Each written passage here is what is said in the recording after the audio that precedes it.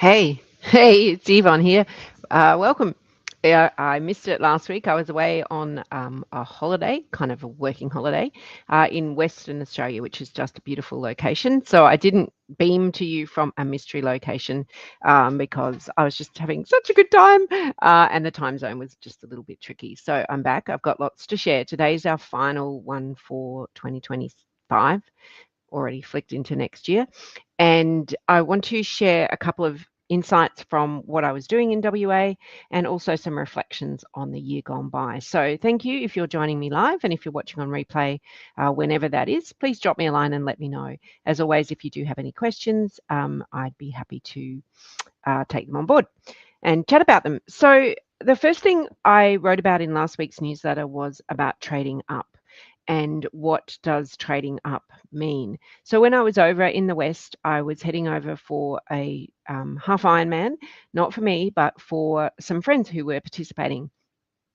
And it's such a big deal. And all of these events that you go to all over the world are really generally very well organized. And they are just such positive environments where everybody who's there, whether you are a participator or participant or you're a spectator, let's put them both together.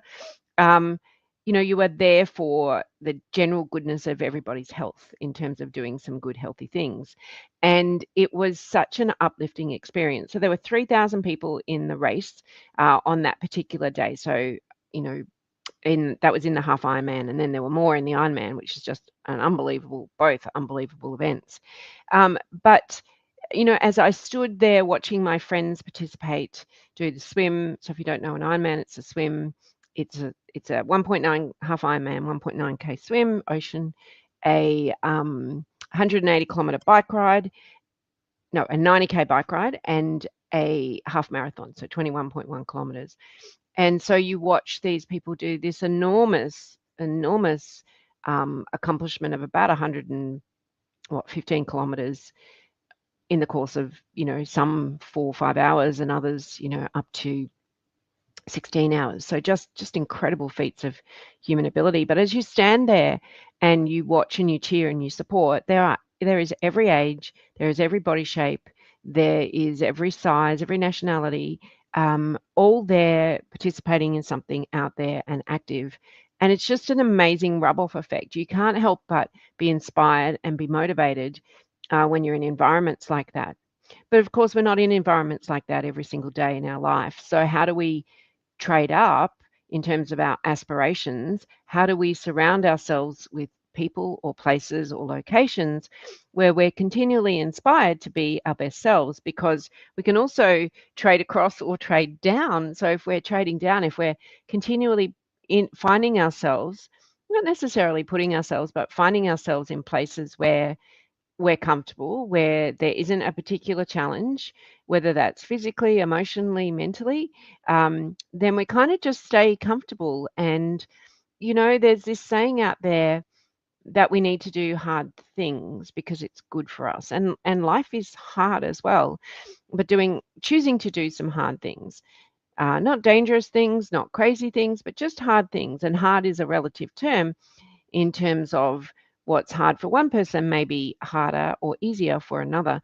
So just doing things that challenge you to get that little bit uncomfortable. And I was catching up with some friends last night, different friends, and she's recently changed from one um, occupation in education to now working in administration in medical. And it was such a big change for her, and she's not a person who likes change. And she said to me last night, she said, you just have to get comfortable in that messy little whitewater rapid bit in the middle, and know that when you're learning new stuff, when you're shifting from one thing to another, that it's going to be messy and it's going to be uncomfortable. But if you can just hold it out there when you're learning new things and hold on to it, that you will come out the other end, and you'll be a changed person because of it. And you look back and think, well, that whitewater stuff didn't really last that long anyway. So have a think about how trading up works for you, and who you surround yourself with. And are you staying comfy? And that's okay if you are, but if if you want to try new things and do different experiences, then maybe finding the crowd that works for you for going into, different things to trade up your aspirations, your dreams, your goals. Surround yourself with, those 5 people that I've talked about over the last couple of years, the 5 people that, lift you up and inspire and motivate. So that was the Ironman, the half Ironman, and what an amazing, just an amazing experience. I take my hat off to anyone who even got to that start line to have got through all the training and have done really well. But oh look, I just found my little Moroccan Christmas Christmas tree camel. So every time I go on an adventure, I buy myself a Christmas decoration. So one side of our Christmas tree is fully coated in, I've been collecting over the years, in Christmas decorations from around the world. It's actually not Christmas from Morocco, but it's a camel with a hole in it that I can actually hang on my tree, so they don't celebrate Christmas there. So this is my last one for 2025, and what a year 2025 has been. We have participated in 17 adventures. We've taken women to some amazing locations all over the world. We've reintroduced women to hiking, or introduced women to hiking as well, through our Couch to Mountain and Larapinta training programs, and we've expanded to different destinations across the world as well. We introduced some new leaders to you also. So if we think about where we started off the year just like we're starting off 2026 with the Tarkine in Tasmania. And, Tasmania is such a beautiful location. And if you haven't been there, I encourage you to do so. But, often we are at the mercy of weather and fires and cyclones, and all of those things came to challenge us this year as well. Sometimes we were well and gone when things, we'd been there, done that, so to speak, and then, a couple of weeks later, fires may have come through, or we would have things planned, and certainly here in Brisbane, and cyclones and severe weather events come through and really make getting out into the bush such a dangerous thing, not only when it's on, but afterwards as well, for the stability of the trees. But we ran again our Couch to Mountain program. We had 3 groups go, or the third group is going in February. And you may have seen our pictures last week of the 2 groups that summited the mountain, just a week apart, and the volume of snow that was there on the first group compared to the second group. But really, all our Couch to Mountain adventurers had such a life-changing experience, such a transformational experience from making that first decision with anything to go, hey, this is for me. I'm going to put my foot in here and give it a go. And, as I flick through gently some of the next adventures, as I look back on my own 2025, I think about how busy life is. And my word for next year is simplicity. And I've said no to I got an offer to go to my dream destination, but I had to decline because I would have just cut things far too fine. But, if I look back on the year, it's been a year where even though I didn't add more things to my calendar, things got busier. And I think that next year will be even busier for all of us as technology gets faster, as we can send emails and we can send messages at any time of day. We can search up things at any time we want, and we just can fill our lives with things that take time, and we can do more, which is really exciting as well. But somewhere there, we have to say, hey, what's really important?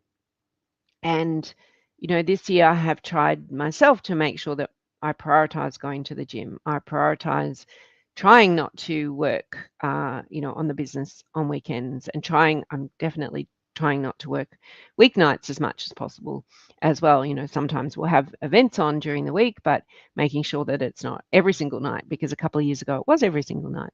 So, thinking about ways that you can actually take out stuff to add in the stuff that inspires you and motivates you, because unless we do that, things are not slowing down. So if you have a big goal, if you have a dream, if you have an ambition to do something and you're finding that you just cannot find the time, um, as I said last time I was on, if we, if something is a priority, we'll make the time for it.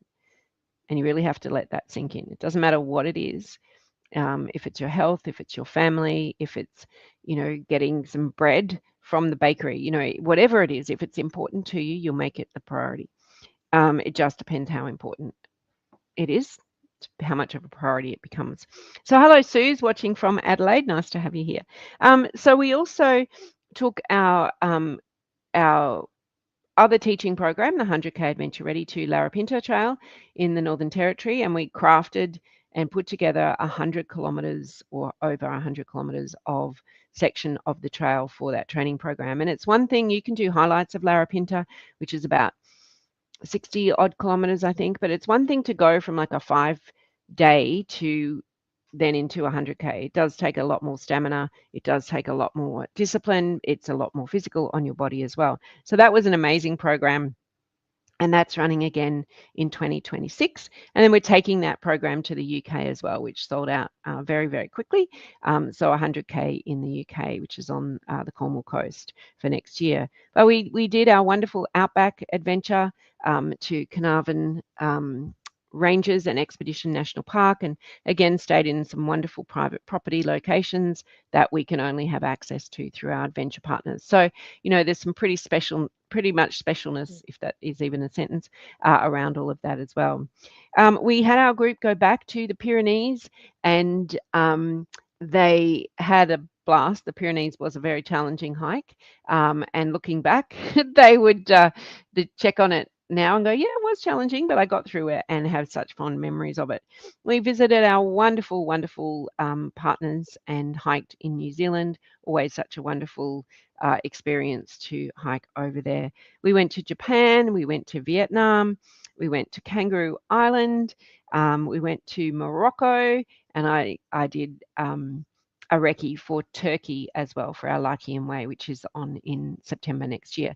So we really did some amazing locations, and 2026, when we put that together, is kind of bumped up to be even more amazing than 2025. But what did we, what were our highlights? What did we learn? What did we find were patterns and things happening as well? So hello, Christine. Hello, Leonie. Hello, Alison. Alison from Brisbane. Wow. And Marianne. I don't know why I'm surprised at that, but so what worked, when I look across all of the adventures that we did, the 17 of them, and I look at the industry standard, if you may not know, but the industry standard for completing multi-day hikes is about 60%. So about 60% of people who book onto a multi-day hike across the industry will complete it. And they may not even get to the start. They might injure themselves or have reasons to not be able to go to the start.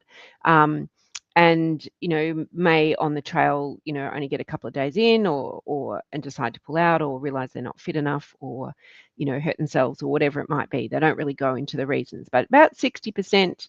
Okay. I thought so, Alison. I thought maybe my mind was going nuts. Well, I hope you're enjoying our hot weather. So when I look across that, our stats are something like 95% of women who adventure with us will successfully complete the adventure. Most of the reason of that 5% is that they, something happens before we go, which is, a good reason for having travel insurance as well. But if I look at the bulk of why people don't complete multi-day hikes. And if I look at our year in review and all of the adventures, what works really, really well, and I see it on the adventures where, well, it just shows up on adventure. And if you're probably not quite caught up to me in the liveness yet, but what works the most, the only thing that works is being prepared, is training for your adventure. And the standout hike of the year would be the Pyrenees. It's hard work. It's not particularly high altitude. It's no higher than our Kosciuszko here in Australia, but it is up and it is down all day, and it's up all day and down the other half of the day. And it's on rocks and scree and places, things that we can't really train for here in Australia. But every single one of those women who went on that adventure had trained. They had followed the training plan. They had done everything to the letter, and they were able to complete each day. So I'm not saying it wasn't a challenge for them, but the reason people generally don't complete multi-day hikes if they have that intention to complete them is that they haven't been consistent with the training. So if I look across all our adventures for 2025, where everyone was able to complete them, they had done all the training. And it doesn't mean that they did the training in the last 2 months. It meant that they showed up with consistency. And if I look across all of our member base, across all of Australia, I can see that those who are consistently sharing their training, so there's accountability, are the ones who are successful. So it may be that success is different to different people though. So we also forget, depending where we are in our hiking journey, and I spoke about this a couple of years ago, our hiking age, or our, how we have a fitness age, our hiking age, is the length of time that we've been hiking. So I think there's a better word for it than that. So if you've recently started hiking and haven't done it before or have no previous, history of it, then your hiking age is relatively young. And so when we talk about success, we really want to look back and measure our success by how much we've gained. Not still how far do I have to go, but how much have I gained? And we can only really gain a lot when we show up for training. And as I said, if I look at everyone across our member base who trains and pops in there that they did this hike or that hike, or did this in their training, that accountability goes a long way towards that gain. And if I look at our Monday hiking group here in Brisbane, the ones who show up with consistency are just when we go on multi-days, the hikes are not as challenging as someone who doesn't show up and train with consistency.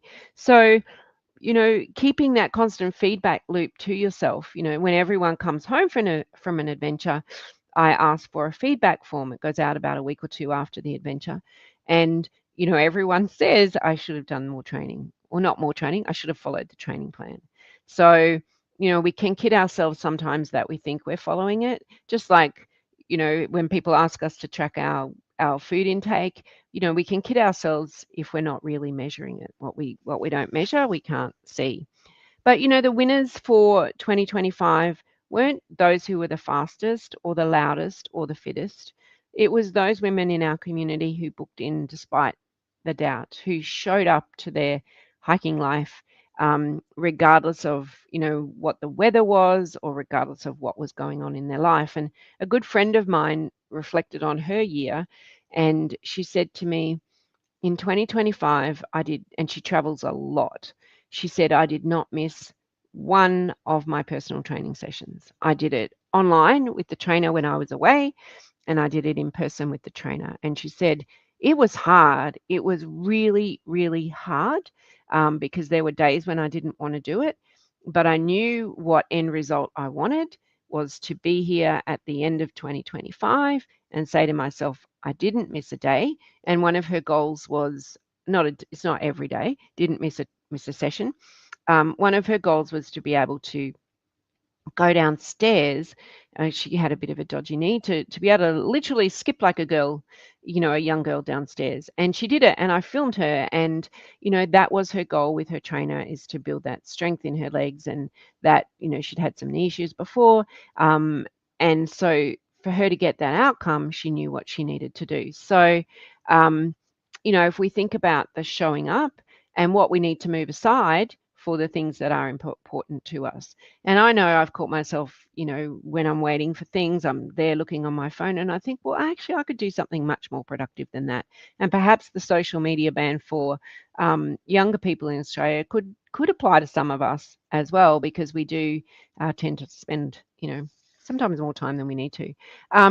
But it was also, some other of the big winners were, just those who showed up. As I was talking about my friend, sometimes I don't feel like showing up, and I do, and then I feel better for it. Just 10 minutes, just give me 10 minutes.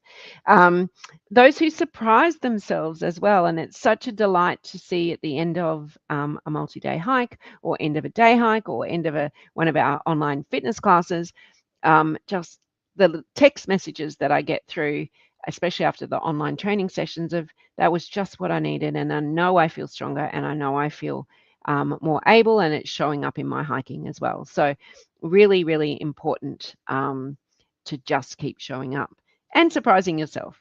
And for those who stayed when it got most uncomfortable, and I know with our Couch to Mountainers that, when you start off on that program, and it doesn't really, except for a couple of people on here who have no fear, it doesn't really ever go away, that feeling of you put your toe in and you go, I'm doing this, and you're following it, and you're going, I'm still scared, I'm still scared. And then you have that breakthrough as you do that success on the top of the mountain.